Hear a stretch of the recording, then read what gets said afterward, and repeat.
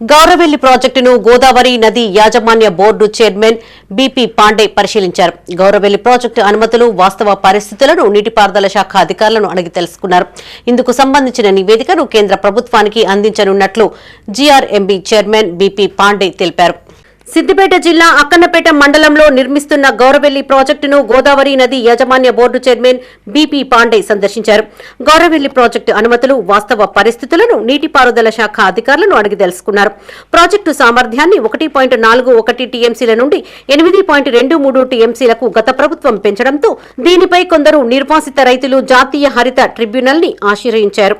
దీనిపై NGT సూచనతో joint committee ఏర్పాటైంది. అనుమతులు లేకుండా పనిచేస్తున్న అధికారులపై చర్యలు తీసుకోవాలని సంబంధిత కేంద్ర శాఖ అధికారులకు నిర్వాసిత రైతులు, ఎన్జీటీలో కేసులు వేసిన రైతులు ఫిర్యాదు చేశారు.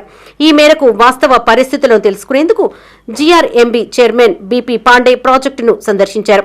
ప్రాజెక్టు వద్ద సీసీ కెమెరాలు ఏర్పాటు చేసి ఇరిగేషన్ అధికారులకు సూచించారు.